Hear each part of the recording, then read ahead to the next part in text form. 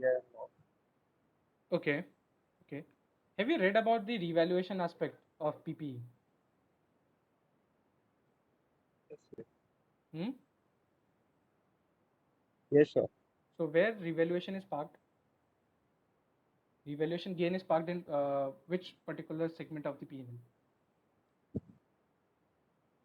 I have not read, but Okay, no issues, yeah, Harsh. No issues. So basically, it is mentioned in the standards and the framework for presentation that Rishu, is someone waiting in the lobby? no, Is there option? no, Acha, everyone must be there. acha, okay. Okay. That's the benefit of this software. Let Hmm. yeah, recording is happening now. So Harsh, as you mentioned, like why this is shown in OCR. So it is being written in the accounting literature, and if you want to get into the depth of it, you can basically refer those literature. The Rishu, your voice is again becoming like the previous one, I now, think so. now, now, now. Now it is clear. Okay. Yeah. So I was telling to Harsh that he was asking why the return on plan asset is parked in OCI. Why not in the P&L? So I am just basically one particular point I was highlighting to him that the revaluation gain in case of PPE is also parked in OCI. So the rationale of it, go to guidance note, you'll get from there.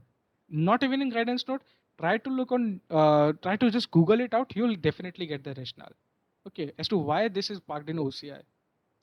okay, This is sir. a rationale basically, and this that is is a very written. Good question means Rishu एक बार ऐसा हुआ था Mhm. कि I think so OCI को हम लोग balance sheet में मतलब अलग से दिखाते हैं क्या वो बैलेंस शीट में सोकी में जाता है statement of changes in equity का सेगमेंट में. हाँ हाँ हाँ that is where it so is part. एक एक ऑर्गेनाइजेशन में मेरे साथ ऐसा हुआ था कि कंपनी का जो नेटवर्थ था ना वो नेगेटिव था बेसिकली ठीक है और उस कंपनी का बहुत लीज होल्ड लैंड था मतलब कि काफी मतलब कॉफी का लैंड था सपोजिटली तो उसने अपने कॉफी के लैंड को सपोजिटली 4,000 करोड़ वैल्यूएशन किया था फेयर वैल्यू में जब एएस आया था सो एक्चुअल में उसके बुक्स में उसका नेटवर्थ पॉजिटिव दिख रहा है बट अगर वो फेयर वैल्यू को अगर तुम हटा दो तो उसका वैल्यूएशन एक्चुअली जो है वो नेगेटिव है उसका नेटवर्थ ऑलरेडी नेगेटिव है कोई बैंक उसको पैसा मतलब बोर्डिंग्स देने में प्राइवेट लिमिटेड कंपनी तो ऑब्वियस सा सो इशू आएगा तो मतलब ओसीआई एक तो क्लासिफिकेशन के पॉइंट ऑफ व्यू से भी रखा गया कि जो फेयर वैल्यू में आप एडजस्टमेंट करते हो उसको अलग से देखो because that is not a real terms में गेन मतलब हाँ, actually, that is not something which has come out of your efforts. Okay, that is why it is. If you'll park those numbers in your P&L, obviously there will be huge fluctuation. Harsh. So the rationale is we are helping you out because I was thinking you to like make you read it out to why what's the rationale. So why such thing happens because this revaluation or the change in the valuation of any asset is very volatile in nature. Okay, so say for example, it might happen the corpus or basically the instrument where you have put your money might get shoot up by 110% in the current year. Okay, your PNL will get boosted up very huge amount. Okay, whereas if there's a huge decline in the next year, obviously there'll be huge decline in your PNL number. That is your loss. So there will be too much of volatility in your PNL. To avoid such volatility, okay, to avoid such volatility, to make sure that the financials looks like the way it should, because these gains which are coming is not out of the effort of yours. This is something basically dependent on so many factors. Accordingly, they don't want to show this in your PNL. Rather, they want to keep it in OCI because that is something totally altogether different. So whenever someone will be assessing your financial performance, they'll be looking onto the PNL aspect only because that is something where you have the control, where you have put your efforts into. But OCI is something where you have not put your basically efforts into that. Yeah, it might happen. You might say that we have invested into certain instrument basis our knowledge and all, obviously, but that's a risky thing, and that will make your PNL very volatile. To avoid such volatility, that is why the this particular amount is parked into OCI. Okay, Harsh, I believe now it's clear Okay. to you Yes, sir. Yes, the sir. rationale of it. So, guys, all these stuff is written anywhere in the guidance note or somewhere. There's a rationale for everything. So there is a very good rationale. Obviously, you'll agree to me. OCI कहाँ जाता है? OCI SOKI में जाता है. Statement of changes in equity. There it is parked. So basically, to avoid such volatility, those that is why this particular thing has happened. So there are huge literature written on every aspect as to how why this particular number is disclosed over there or that. So there's a huge rationale, there's a huge debate which happens, then only things are finalized. Okay, so it's good, you guys can read it out and you guys can basically make yourself more knowledgeable on those aspects. Okay, Harsh? But definitely it was a good question. Yeah. Now moving further, Kushi was asking where it is shown the SOKI. Okay, Kushi, will I'll show it to you at the end of the session in HUL's financial. Okay, just park that question for a while. Now, guys, amount to be recognized in the balance sheet. Okay, so we have covered. I'm coming on this. This was not required. Yeah. Now, this is the balance sheet reconciliation. We have covered the balance sheet number. We have covered the OCI number. We have covered the P&L number. All aspects are covered. There's no other aspect left out. Okay. Now they are talking about the balance sheet reconciliation. That is your movement. Okay. They are saying the opening liability was this. The current year amount which you have recognized in the P&L is this. Amount recognized in the OCI is this. And your employer's contribution for the current period is this. So your net liability ultimately is coming out to be this much. Okay, so this is how they have shown the amount over here. Okay, so this is basically the opening net. I don't think it is net liability. Something is wrong over here. Was this much the net liability previous? Give me a second. It was the net liability. Oh yeah, it was the net liability, correct. So you can see like last year there was huge net liability. Okay, and that surplus, that deficit, too much of deficit has been rectified over here. They have contributed huge amount over here comparative to previous year. That is why the situation has basically changed a lot. Last year you were having so much of deficit. Your liability was net liability was this much. Hardly now it is like 44 lakhs 90,000.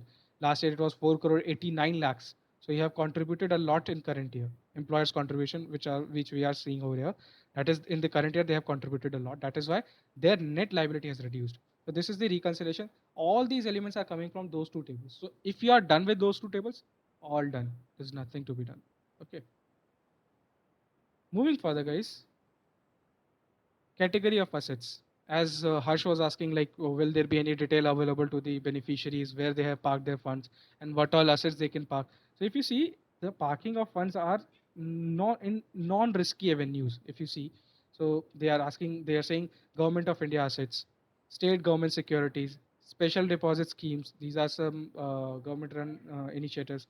Debt instruments again, because why debt instrument is they have put money into over here, like, is it risk free? No, there is a fixed interest. Mm-hmm. And what Fixed about the interest risk? rate.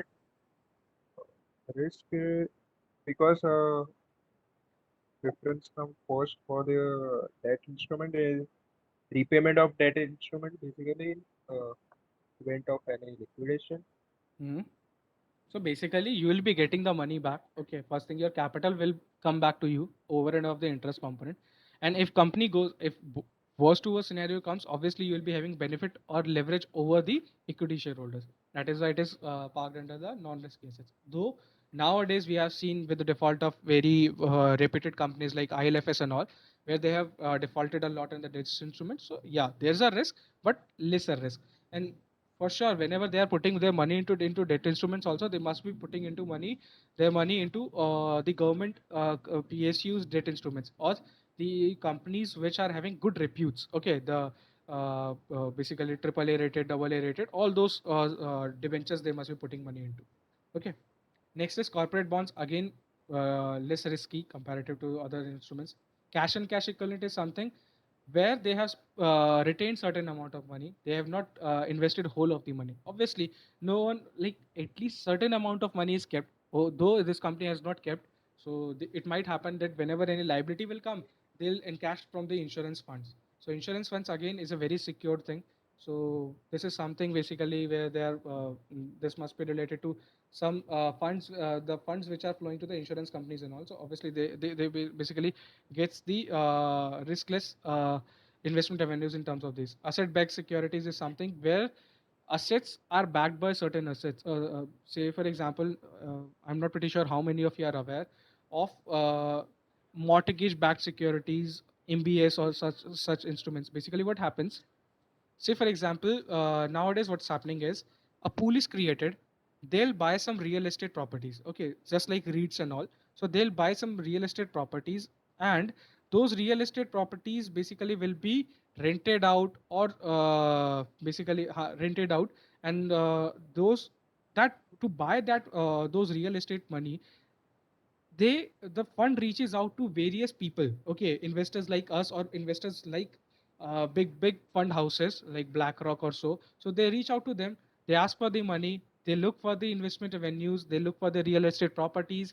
Then what they do is they basically give those properties on rent, they earn rent from there, they earn capital appreciation from those properties, and those capital appreciation and rent are being paid back to the basically this BlackRock and all those investors. But the point is why it is known as asset-backed securities.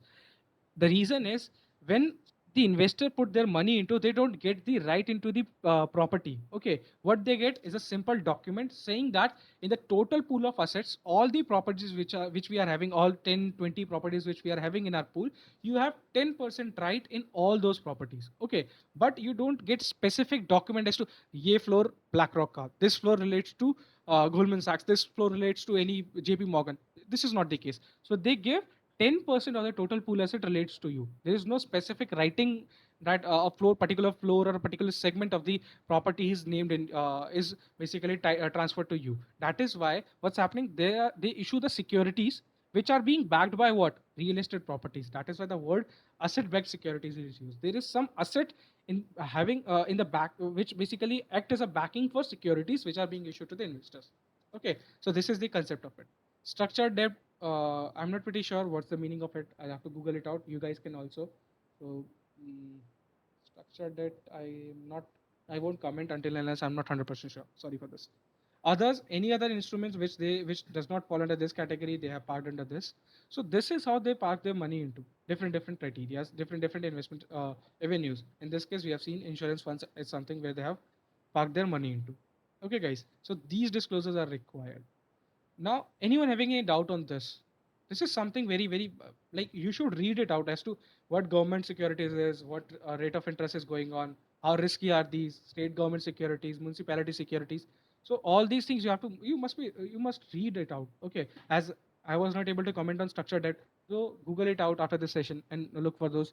What exactly does it mean? Okay, so yeah, anyone having any doubt on this? Though I'm not pretty sure that I'll be able to answer, but yeah. Okay, guys. So I believe there's no doubt. Then this is other details as we mean, like this has nothing to do with your financial numbers. But what happens is they give you some details as to what is the strength of the employees, like current year, previous year, per month salary for the members in the services. Like if we have to compute the salary for all these 2690 employees, this is the salary amount which they are getting. Weighted average duration of the projected benefit obligation. That is, they have computed 8 years of weighted average benefit obligation. Basically वो मान के चल रहे हैं कि अभी 8 साल तक का service on an average employees have worked for us for the 8 years. Okay, average if we'll see, so most of the employees have worked for 8 years. That is what they have mentioned, and basis which they have computed the liability. Obviously your leave encashment, your not leave encashment, sorry, your gratuity will be dependent upon the number of years of service. So they have assumed that the weighted average duration of the service is as on date is 8 years. So for totality of the amount, they must have computed the uh, computation basis the 8 years service period. Expected average future service is 16 years. They are assuming that the employees which are working with us, they'll be continuing for 16 years more on an average. Okay, this is on an average. So this must be on account of the turnover ratios, the past trends, basis which Actuarial has come out with this number, that he's assuming that if someone has worked over there for next 16 years, he'll work. It might happen that employee may end up working there up till their retirement, but on an average, if you'll talk, the actuary is saying 16 years is something I'm expecting that most of the people will work on an average. Okay. So now what he's saying, projected benefit obligation total. So the total projected benefit is this one, and projected benefit obligation due but not paid. There's no amount. So every whatever amount was due, they have paid it out. Okay.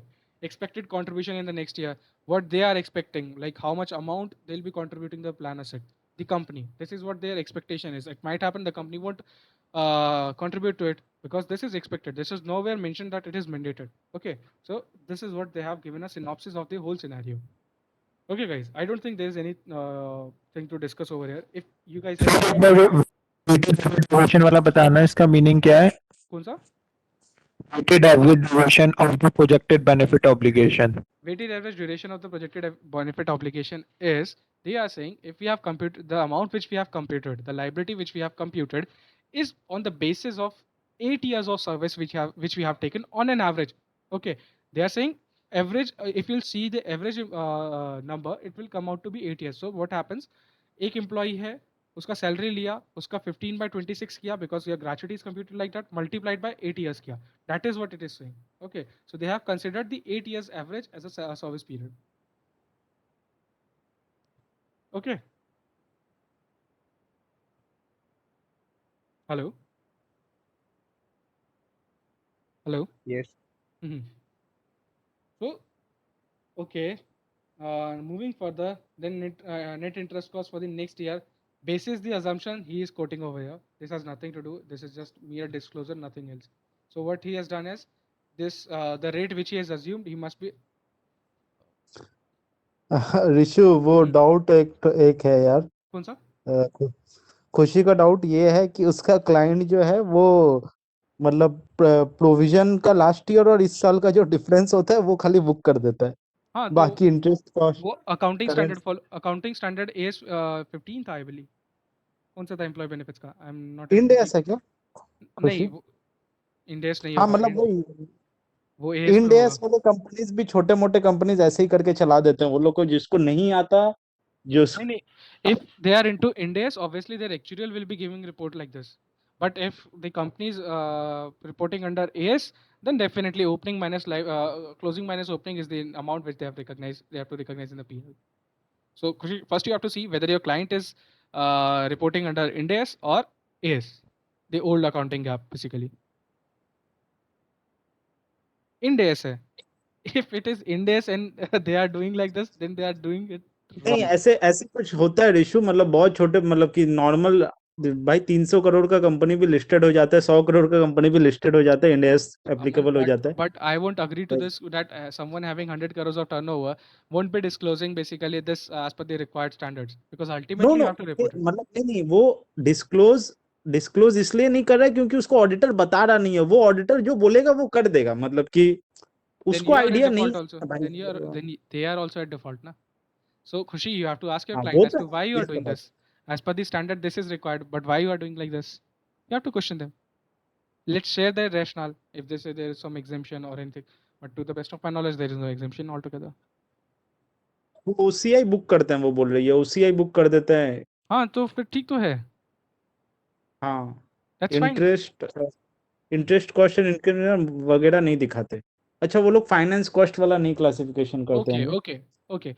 So basically, in some of the companies, they are following the practice, whatever amount, current service cost, interest cost, they are taking it under employee benefit expenses instead of splitting it in between employee benefit and financing cost. So that is the thing. So that is something it's acceptable, but still you can question that. Okay, read out the guidance note. What exactly is mentioned in the guidance note? Show them. Look, in this guidance note, it is mentioned like this. Correct treatment kya hai sir? Financing cost needs to be shown separately. Okay, that is the correct treatment. So read it out first. Read it in this schedule 3 guidance note. Okay, take it to your client. Show them. Look, sir, whatever you are doing is not right. This is what the framework asks, and you are doing it like this. Okay, or it might happen there are this is something which is totally judgmental thing. It might happen in the guidance note also. It is not clear. So read it out. But mostly what happens, good reputed companies are classifying the financing cost under financing cost, the financial this interest cost thing, and the current service cost is something they are parking into employee benefit expenses. That is how they are doing. NF contribution कहाँ पे दिखता है? NF is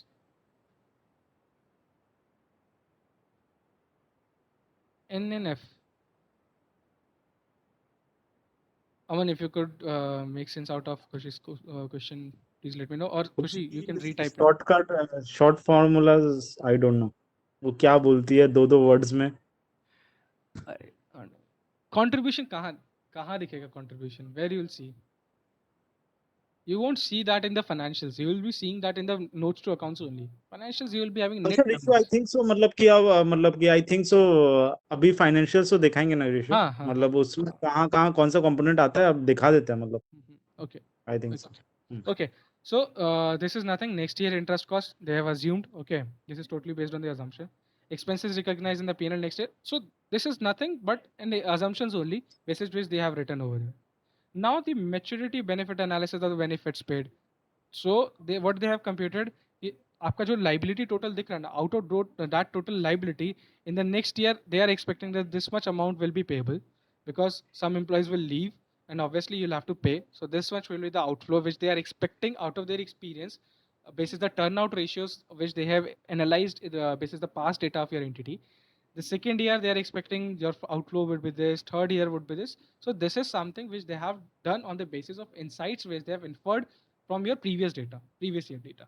So this is something which they have mentioned. This is the whole maturity benefit analysis. Like this is how your total outflow will go. Okay, next year itna, after next year, next to next year itna, next to next year itna. So say for example, obviously if there's a company which is newly formed and having new or young employees having age of say 20 years 30 years, obviously for next in 2 years hardly there will be any payment if company is very much repeated and employees don't leave the company. Obviously once the cycle of that 60 years will start hitting, ultimately what will happen in a single go you will be seeing massive payment outgoing. Okay, because what will happen, the whole of population of the company is getting older and older and almost at the same time. Say for example out of the 50 employees, 10 employees are expected to cross 60 years of age in 2025 and 10 in 2026 because the employees which you have hired were among the same age group. So you have to maintain the diversity also to avoid such scenarios. Okay, so this is how they have computed this. So in case I just gave you an hypothetical example. If I have started a very fresh company having very young professionals with me, obviously, and I'm expecting that they won't leave. So in maturity analysis, this will be 0, 0, 0 for next 5 years, definitely, because I know for next 5 years no is gonna leave. So definitely this will come out to be 0. But that's totally hypothetical. I'm telling you. Okay. Uh, this something went wrong over here. So guys, this is sensitivity analysis. Anyone can help me in making you understand what does this mean, like sensitivity analysis, sensitivity analysis. What exactly comes to your mind when I say this word? कि बस data का 1 से 2% अगर change होता है तो कितना impact आएगा? When you say data, is it something that you will tweak only one parameter once in at one single point of time, or you will tweak multiple parameters? 1 parameter at a time. Okay, so as Ishant mentioned, guys, sensitivity analysis is something when you tweak only one parameter, and when you tweak multiple parameter, that is scenario analysis. There's a difference. Scenario analysis. Ratio voice slow हो रहा Okay, now है not so okay. So what I was telling is when you are tweaking only one parameter, it is known as sensitivity analysis. Whereas if you are tweaking multiple parameters at single point of time, then it is known as scenario analysis. So these two terms you have to keep in mind when someone says we are doing scenario analysis. That definitely means that they are tweaking some multiple parameters instead of one single parameter.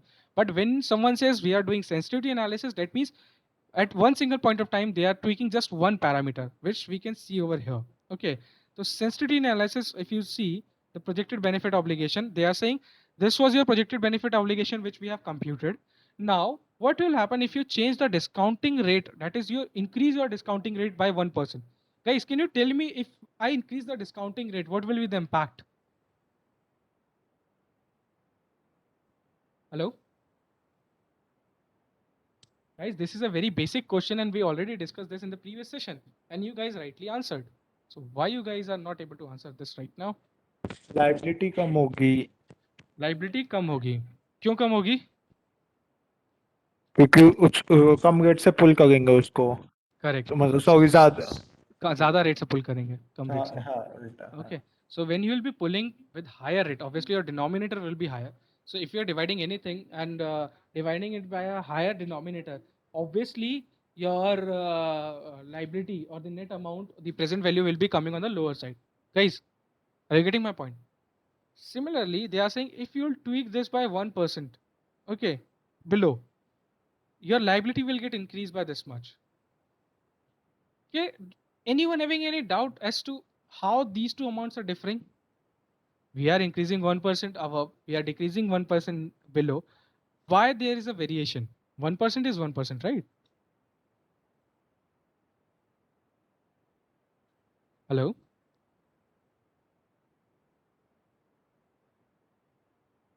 Plus 1 and minus 1. Yes, that is what I'm saying. Plus 1 and minus 1. If I'm adding 1 and I'm lowering it by 1, why the amount is different? Shouldn't it be the same?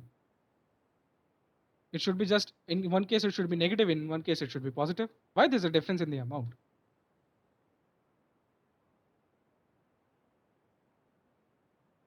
Guys, please apply your mind. Polling rate different hoga, that's why you are saying. Kushi, yeah, basically half of it you have mentioned, but the rationale of not the same amount, what's the rationale of it? Leave this example, but say for example, if I'm saying I'm giving you a sale number and I'm saying my sale will increase, 1 lakh is the sale, and I'm expecting 1% increase in the sale and 1% decline in the sale. Will those amount will get differ? That 1%. Differ करेंगे Karenge? Ishan, just calculate it. Just calculate it once. Take 1 lakh rupees as the number. Increase it by one. I'm saying there could be two sensitivity analysis I'm doing. Plus 1%, minus 1%. Now tell me what will be the sale in minus 1% and what will be the sale in plus 1%. Tell me. Plus 1% में तो 1,01,000 And minus 1% में? 1 lakh का 99,000 तो gap तो सिर्फ 1,000 का आया, same आया. यहाँ क्यों डिफर आ रहा है? सर हम रेट्स में +1% कर रहे हैं ना कि टोटल अमाउंट पे. Exactly. So basically, I was just playing with you guys. So basically, what's happening? The instance which I gave to Ishan, I was applying that 1% plus minus on one single amount. Okay. That is, if had it been the case that I was doing this plus minus 1% on this amount, obviously on the upper side and the lower side amount will be same, only the signs will change. Whereas when I am doing sensitivity analysis over here, what I am doing is I am not applying this percentage on this. Rather, I am increasing my discounting factor. That is why there's a gap. Okay. That is why there's a gap. Okay, and most of you must have studied this duration in bond debentures. How many of you have studied? How many of you are in finals and you have studied SFM? Sir, I just started. Okay. Anyone who has studied or completed the whole of SFM or just debentures part? Tell me. Sir, I have played it, but I haven't realized it. No issues, Harsh. So, if you guys have studied debentures, obviously you must have studied about duration thing. Yes. Can you just elaborate what does it mean?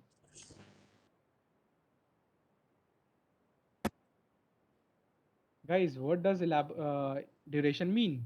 I don't know the exact meaning, but is it that we discount all the years cash flows to one single point?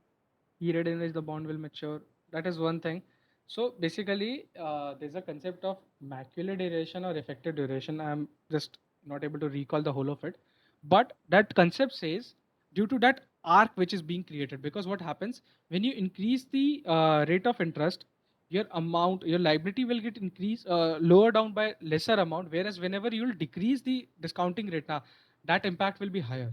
That is on account of the curve, the shape. Basically it is not a linear curve, it is something which is like what to say, um, not able to recall the name, the specific name. So basically what I am telling is, as per the concept of duration, the plus 1% and the minus 1% will not give us same impact, because that minus 1% will be on higher side. Basically that will impact a lot compared to the minus one. Any example you try to do with this approach, you guys will understand. Or I would request you, because I am also not able to recall whole of it, But just get back to the duration concept. See, when you say because duration also shows that if there will be this much point percentage change in the discounting rate or the what to say discounting rate only, yeah, yield or something, yeah. If there is 1% change in the yield, what will be the change in the price? That is what duration mentions, right? So that is what you guys will be seeing, that if you will be increasing the yield by 1% and if you'll be decreasing yield by -1%, there will be difference in the amount. Okay, that is on account of that the shape the duration curve takes. That is what the concept is, guys. Just look into this. I am also not able to recall the whole of it, but just for something came to my mind, I shared with you guys. Okay, so that is the concept basically. That is why we are saying this is not matching altogether. Moving further, now as I mentioned that the sensitivity analysis is something where you tweak only one parameter. So in the first instance, they just tweaked the discounting rate by +1. They have computed that there will be basically the liability will get decreased by this much of the amount, and then they have tweaked it downwards, and they have said your liability will get increased by this much. So if you guys see, they are doing it one parameter at a time. Okay, then they have tweaked the salary rate growth. Okay, so the salary rate growth, which was taken as 6% or 5%, they have increased by 1%. Obviously, if my salary rate growth is increasing, my liability will increase. That is what reflecting over here. Contrary to this, if my salary will be decreasing, growth rate will be decreasing, my liability will definitely decrease. Okay, similar to the change in the rate of employment is sorry, I miss turnover. Okay, it seems something related to turnover or what? Yes, sir. It's turnover. No, I don't think so, because if turnover will get increased, then obviously this should decrease ideally. Your liability should decrease. Okay, because people will start leaving early and obviously your liability will be lower. I'll have to see. I missed this part. Okay, this must be something. Sorry for this, guys. And similarly, if there's -1%, again we can see. So in all these scenarios, what I'm saying is the minus. Whenever you'll see the minus side, the amount is higher compared to the +1. That is something has some relation with the duration. That duration concept, the effective duration or the immaculate duration. You guys just read it out back and. Sir सही बढ़ेगी ना हमारी Hmm? अगर employee turnover हमारा increase होगा तो Hmm. Liability भी तो इंक्रीज होगी हमारी लाइबिलिटी देखो, लाइबिलिटी इंक्रीज भी होगी, कम भी हो सकती है. ओके, द पॉइंट इज उसका एक assumption देखना पड़ेगा, या टर्नओवर ही है क्या, that I have to see. Because when I say turnover, ठीक है, short term में my liability will be like I have to pay. The maturity analysis will get changed basically, Shan. Your liability won't be impacted a lot, because ultimately the more the people will serve, because you are the liability which you are seeing in your financial, it is not the current liability. It is something which is discounted. The future value of it is being discounted. If turnover is higher, obviously people will start leaving early, so your liability will be on the lower side. That will impact my maturity analysis. I'll have to see what particular word was mentioned over here. Sorry guys, sorry for this, but if possible, I'll share it in the Telegram group later on. Okay. Moving further, this is something they have written. The sensitivity analysis have been determined, reasonably possible changes, respective assumptions they are saying. Okay, and ±1% which they have done. So this is something which we can see in some companies' financials also. Then there are notes. Gratuity is payable as per the entity scheme as detailed in the report. Actuarial gains and losses are recognized in the period of occurrence under the OCI.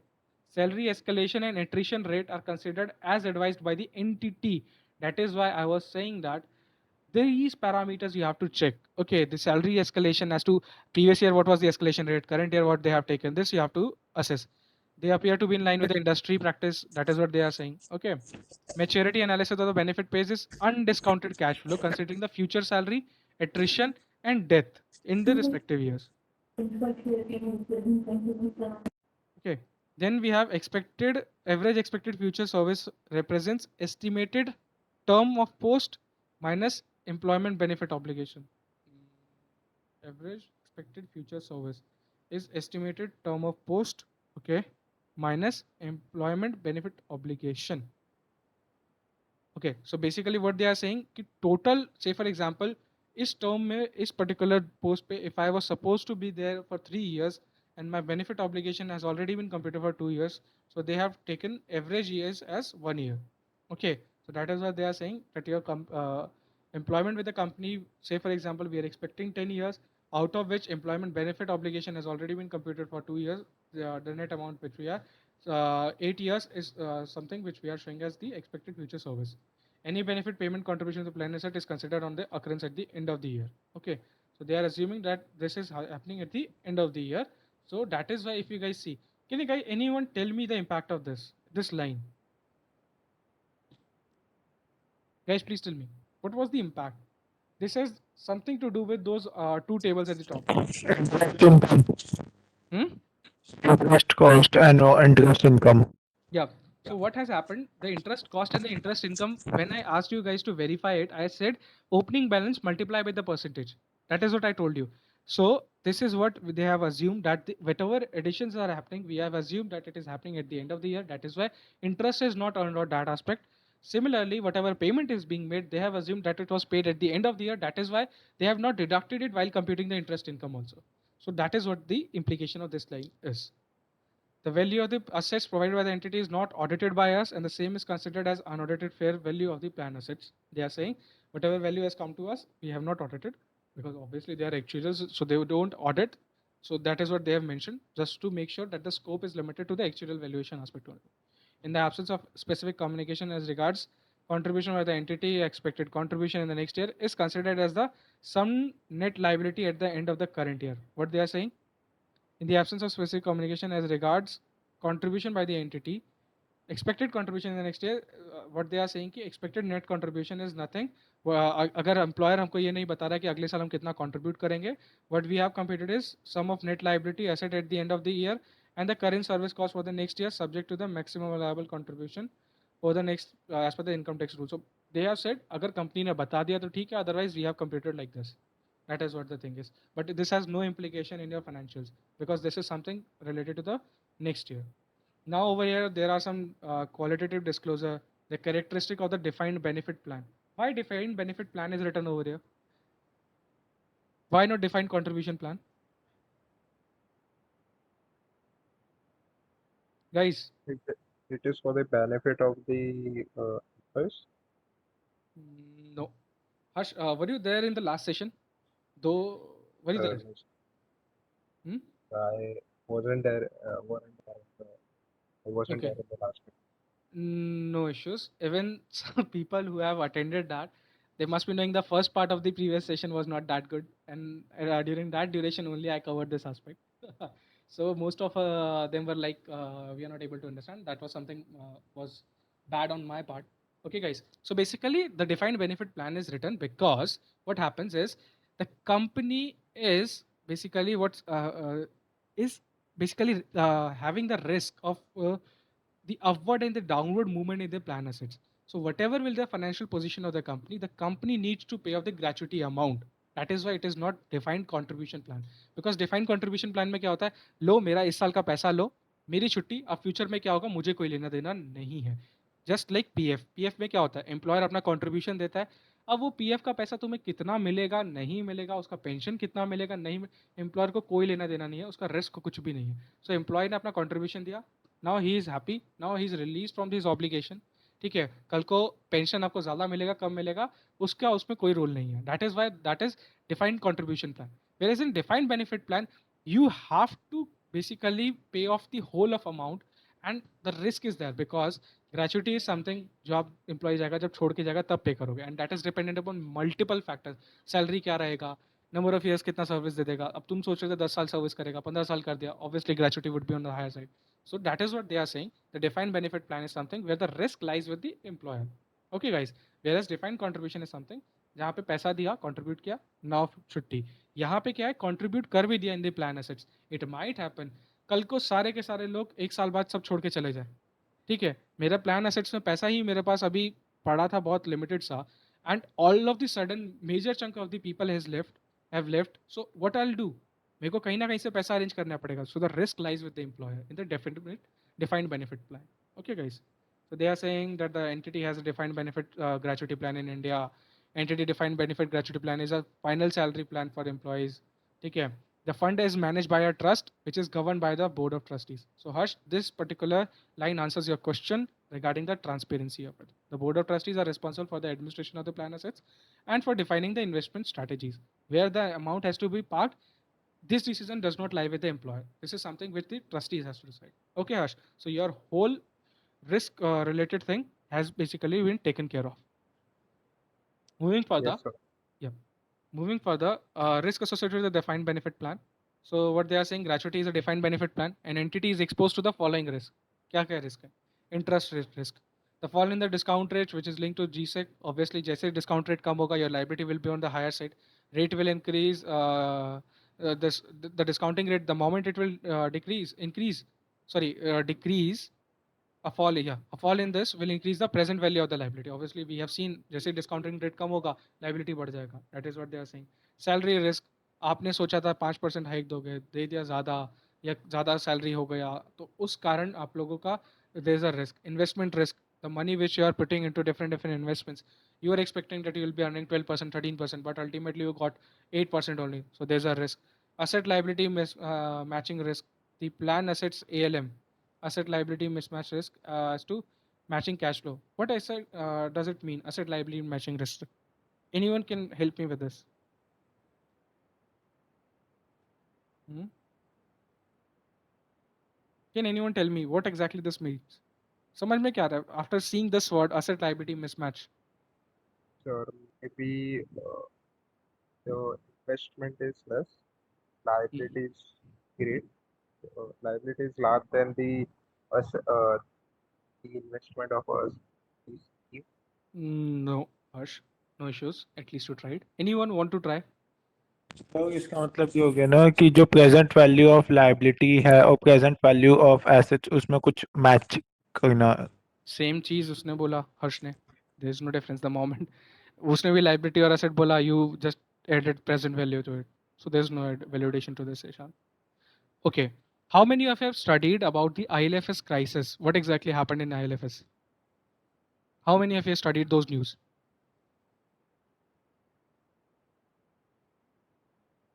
That's a classic example on the asset liability mismatch. Okay, no issues, I'll tell you. So what happens in case of ILFS? What they did, they have invested into the assets which were long term assets, okay, where they were supposed to get the money back at the end of 20 years, 30 years, okay, whereas the money which they have bought from the markets was short term money, that is 5 years, 10 years. Now the issue was they'll be getting the money after 30 years, they have to pay back the loan after 5 years. There's a mismatch. Okay, this is what they are saying. Are you guys getting my point? There's a cash flow mismatch. पैसा आएगा ही नहीं, पैसा दोगे कहाँ से? Are you getting the point? पैसा आएगा 30 साल बाद, पैसा देना है 5 साल बाद या 10 साल बाद, कैसे दोगे? That is what the ALM risk has to mismatching cash flow. There's a mismatch in the cash flow.